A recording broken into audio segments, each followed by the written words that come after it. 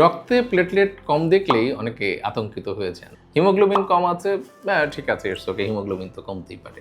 কিন্তু প্লেটলেট একটু কমে গেলেই সবাই কিন্তু আতঙ্কিত হয়ে যান। প্লেটলেট কমে যাওয়া যে সবসময় আতঙ্কের কারণ তা কিন্তু না।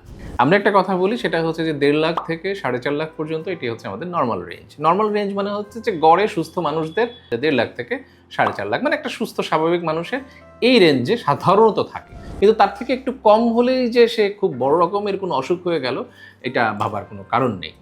কারণ যেমন ধরেন যে আমরা কি বলি যে আমাদের বাংলাদেশের পুরুষদের গড় উচ্চতা বা আমাদের বাংলাদেশের পুরুষদের উচ্চতা ৫ ফুট ৫ ইঞ্চি থেকে ৫ ফুট ৯ ইঞ্চি। তো আমরা যদি এখন দেখি যে কারো উচ্চতা ৫ ফুট ৩ ইঞ্চি বা ৫ ফুট ২ ইঞ্চি, তাহলে কি আমরা কি বলব যে সে একটু শর্ট। কিন্তু সে তার যে খুব বড় রকমের কোনো সমস্যা হচ্ছে তা কিন্তু বলব না। তবে যদি সে ৪.৫ ফুট বা ৪ ফুট হয়, তাহলে আমরা বলব যে হ্যাঁ, তার গ্রোথে সমস্যা আছে ইত্যাদি, ইত্যাদি। তাহলে যদি এটি ১.৫ লাখের নিচে আসে, তাহলে আতঙ্কিত হবেন না। ১ থেকে ১.৫ লাখ পর্যন্ত থাকতেই পারে। এটা কোনো সমস্যা না, এবং এইটুকু থাকলে আপনি সব কাজ করতে পারবেন, সবকিছু করতে পারবেন, সব রকম অপারেশনও করা যাবে। ১ লাখের নিচে আসলে আমরা কিছুটা চিন্তিত হব। মনে রাখবেন, রক্তক্ষরণ হয় যদি এটা ২০,০০০ এর নিচে আসে তাহলে। ২০,০০০ এর নিচে আসলে রক্তক্ষরণ হওয়ার একটি সম্ভাবনা তৈরি হয়। তারপরেও যে রক্তক্ষরণ হবে এমন কোনো নিশ্চয়তা নেই।